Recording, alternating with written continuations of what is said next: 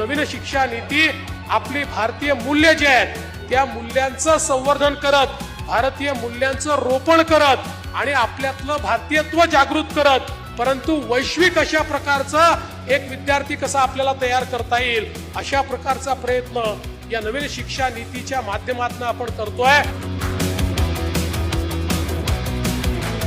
तुमच्याकडे डिग्री कुठली आहे महत्वाचं नाही आहे, तुमच्याकडे कौशल्य कुठलं आहे महत्वाचं आहे.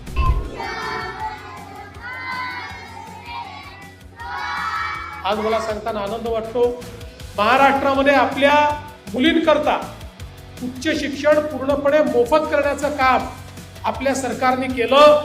आज माझी एखादी मुलगी KG to PG त्या ठिकाणी मोफत शिकू शकते.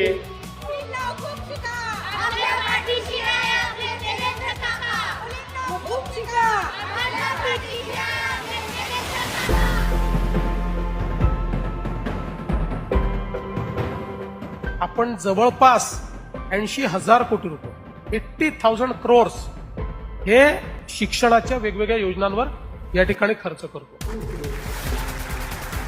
माझी शाळा सुंदर शाळा असा एक उपक्रम सुरू केलेला आहे की ज्या उपक्रमामध्ये एक कॉम्पिटिशन तयार झालेली आहे.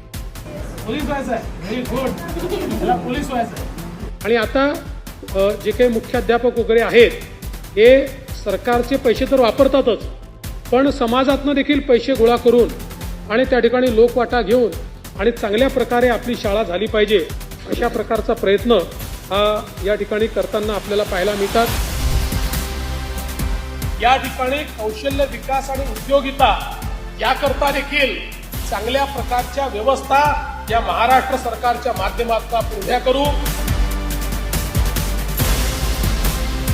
प्रायमरी एज्युकेशन टू सगळं युनिव्हर्सिटी एज्युकेशन एकत्रित जर आपण खर्च पाहिला तर महाराष्ट्र एवढा खर्च कोणीच करत.